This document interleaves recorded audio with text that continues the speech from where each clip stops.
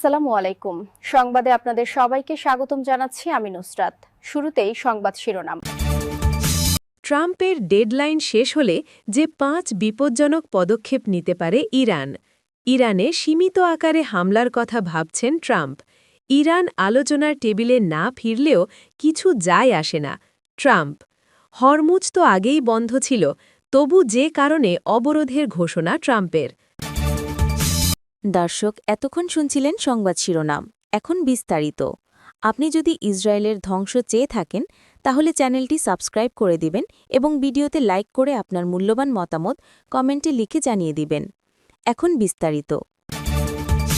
Trump মঙ্গলবার রাত ৮টার মধ্যে ইরানকে হরমুজ প্রণালী খুলে দেওয়া বা চুক্তিতে আসার সময়সীমা দিয়েছেন, না হলে ইরানের অবকাঠামোতে বিধ্বংসী হামলার হুমকি দিয়েছেন তিনি। কিন্তু তেহরান নমনীয় হওয়ার কোনো ইঙ্গিতই দেয়নি। বিশেষজ্ঞরা বলছেন সময়সীমা পেরিয়ে গেলে ইরান কোনো সাধারণ প্রতিরক্ষামূলক পদক্ষেপ নেবে না, যেমনটা আগেও তারা করেননি।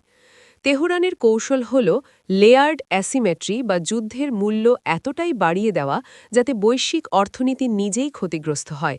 হরমুজ অবরোধ করলে ইরান এই ৫টি বিপজ্জনক পদক্ষেপ নিতে পারে। ১. বিশ্বকে আরও বড় অর্থনৈতিক ধাক্কা দেওয়া। ইরানের সবচেয়ে বড় অস্ত্র হল তার ভৌগোলিক অবস্থান। হরমুজ প্রণালীতে স্মার্ট মাইন ও জিপিএস জ্যামিং দিয়ে ইরান পুরো রুটটিকে কিল জোন বানিয়ে বিপজ্জনক করে রেখেছে, যার ফলে ইতোমধ্যে তেলের দামে বড় প্রভাব পড়েছে। এখানে একটি ট্যাঙ্কারও ডুবলে তেলের দাম ব্যারেল প্রতি $200 ছাড়িয়ে যেতে পারে। এর বাইরে পারস্য উপসাগর ও লোহিত সাগরের তলদেশে থাকা ফাইবার অপটিক কেবল ইরানের নিশানায় আছে। সেসব কেটে দেওয়ার সম্ভাবনাও উড়িয়ে দেওয়া যায় না একেবারেই। এগুলো কাটা হলে এশিয়া ও ইউরোপের মধ্যে ইন্টারনেট, ব্যাংকিং ও তথ্য আদান-প্রদান ভেঙে পড়বে, যাকে ডিজিটাল আর্মাগেডেন হিসেবেও দেখা হচ্ছে এখন। ২. তেলের আঞ্চলিক অবকাঠামো ধ্বংস। ইরানের নীতি হল, আমরা তেল না বেচতে না পারলে কেউ বেচতে পারবে না।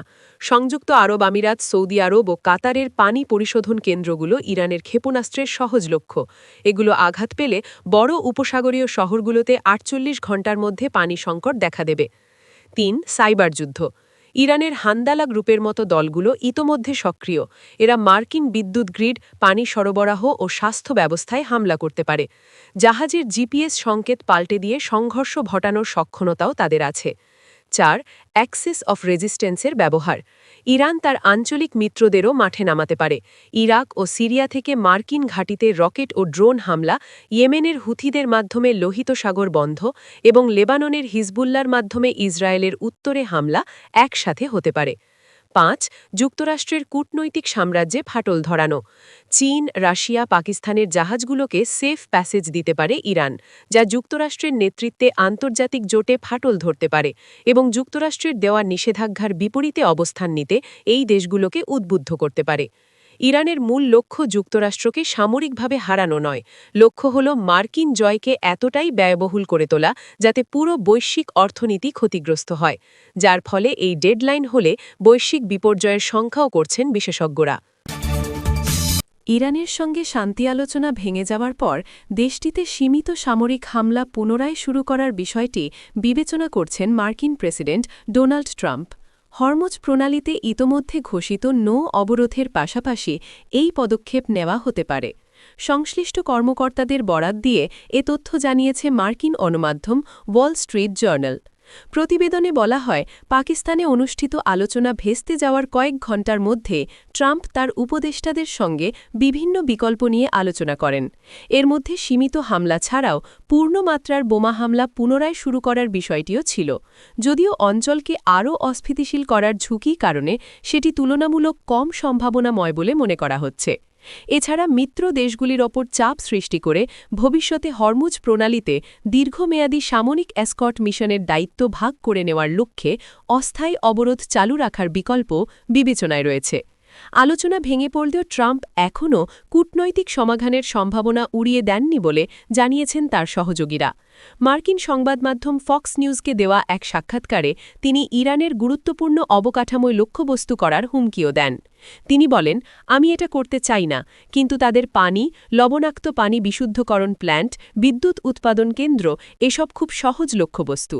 হোয়াইট হাউসের মুখপাত্র অলিভিয়া ওয়েলস বলেন, প্রেসিডেন্ট ইতোমধ্যে হরমুজ প্রণালীতে অবরোধের নির্দেশ দিয়েছেন এবং অন্যান্য সব বিকল্প খোলা রেখেছেন। মার্কিন কর্মকর্তারা জানিয়েছেন, ইরানের সঙ্গে ভবিষ্যৎ আলোচনায় কয়েকটি কঠোর শর্ত বা রেড লাইন নির্ধারণ করেছে ওয়াশিংটন। এর মধ্যে রয়েছে হরমুজ প্রণালী সম্পূর্ণ উন্মুক্ত রাখা এবং কোনো টোল না নেওয়া, সব ধরনের ইউরেনিয়াম সমৃদ্ধকরণ বন্ধ করা এবং স্থাপনাগুলো ভেঙে ফেলা, উচ্চমাত্রার সমৃদ্ধ ইউরেনিয়াম হস্তান্তর করা, আঞ্চলিক মিত্রদের অন্তর্ভুক্ত করে বিস্তৃত নিরাপত্তা কাঠামো মেনে নেওয়া, লেবাননের হিজবুল্লাহ ও ইয়েমেনের হুথি বিদ্রোহীদের মতো গোষ্ঠীগুলির প্রতি সমর্থন বন্ধ করা। ইরানের আলোচনার টেবিলে ফেরা বা না ফেরা নিয়ে মোটেও উদ্বিগ্ন নন মার্কিন প্রেসিডেন্ট ডোনাল্ড ট্রাম্প।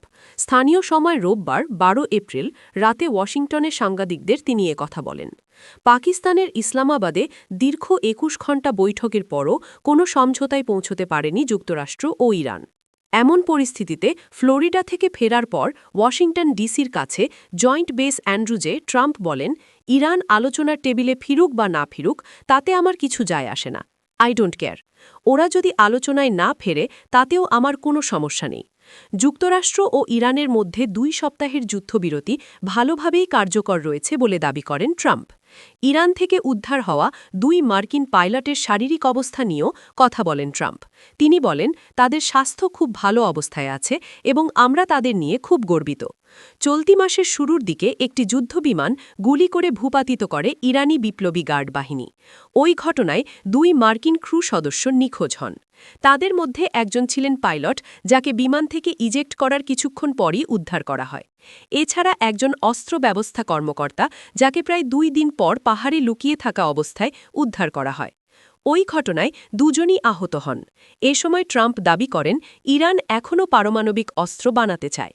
মার্কিন প্রেসিডেন্ট বলেন, ইরান এখনও পারমাণবিক অস্ত্র চায় এবং ইসলামাবাদে অনুষ্ঠিত বৈঠকে তারা এই অভিপ্রায় ব্যক্ত করেছে। তিনি বলেন, তারা এখনও এটা অর্থাৎ পারমাণবিক বোমা চায় এবং গতরাতে তারা তা স্পষ্ট করে দিয়েছে। ইরানকে পারমাণবিক অস্ত্র বানাতে দেওয়া হবে না। মার্কিন প্রেসিডেন্ট ডোনাল্ড ট্রাম্প হরমুজ প্রণালী অবরোধের ঘোষণা দিয়েছেন। তিনি রোববার ট্রুথ সোশ্যালে লিখেছেন, এখন থেকে মার্কিন নৌবাহিনী হরমুজ প্রণালীতে প্রবেশ করতে বা বের হতে চাওয়া যে কোনো জাহাজ অবরোধ করার প্রক্রিয়া শুরু করবে। কোনো এক সময় সবাইকে যেতে দেওয়া হবে, কিন্তু ইরান সেটা হতে দেয়নি। বিষয়টি বিভ্রান্তির জন্ম দিচ্ছে বইকি, কারণ ট্রাম্প বারবার ইরানকে প্রণালী নিঃশর্তভাবে খুলে দিতে বলেছেন। এখন তিনি নিজেই এটি অবরোধ করার হুমকি দিচ্ছেন। আসলে প্রণালীটি পুরোপুরি বন্ধ নয়। ইরান প্রতিটি জাহাজের কাছ থেকে $২০ লাখ পর্যন্ত টোল নিয়ে কিছু তেল ট্যাঙ্কার যেতে দিচ্ছে। গুরুত্বপূর্ণ বিষয় হল, ইরান নিজের তেল রপ্তানি চালিয়ে যাচ্ছে। মার্চ মাসে যুদ্ধ চলাকালেই ইরান গড়ে দিনে ১৮,৫০,০০০ ব্যারেল তেল রপ্তানি করেছে, যা আগের ৩ মাসের চেয়ে প্রায় ১ লাখ ব্যারেল বেশি। ইরানের তেল অবরোধ করলে ইরান সরকারের অর্থায়নে বড় আঘাত পড়বে, কিন্তু বিশ্ববাজারে তেলের দাম আকাশচুম্বী হওয়ার ঝুঁকিও থাকে। সেই কারণেই এতদিন মার্কিন নৌবাহিনী ইরানের তেলবাহী জাহাজ যেতে দিয়েছে। গত মার্চে যুক্তরাষ্ট্র ১ মাসের জন্য ইরানের তেলের ওপর নিষেধাজ্ঞা তুলেও নিয়েছিল, যাতে বাজারে কিছুটা তেলের সরবরাহ থাকে। ইরানের তেল মূলত চীনে যায়। নিষেধাজ্ঞা তুলে নেওয়ায় সেই তেল পশ্চিমা দেশগুলোও কিনতে পারছিল। ট্রাম্প প্রশাসন এতদিন নানাভাবে তেলের দাম নিয়ন্ত্রণে রাখার চেষ্টা করেছে। বৈশ্বিক জরুরি তেল মজুদ ছাড়া হয়েছে এবং রাশিয়ার তেলের ওপর নিষেধাজ্ঞাও সরানো হয়েছে। শেষমেশ শান্তি আলোচনায় হরমুজ প্রণালী সবার জন্য খুলে দেওয়ার উদ্যোগ নিয়েছিল যুক্তরাষ্ট্র। তবে তাতেও কাজ না হওয়ায় এখন চরম পন্থা অবলম্বন করছে যুক্তরাষ্ট্র। বিশ্বজুড়ে তেল ও গ্যাসের দাম আরও বাড়ানোর ঝুঁকি নিয়ে হলেও ইরানকে আরও চাপে ফেলতে চাইছেন তিনি।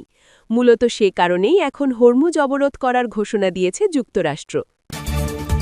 আপনি যদি আমাদের চ্যানেলে নতুন হয়ে থাকেন, তাহলে চ্যানেলটি সাবস্ক্রাইব করে দিন।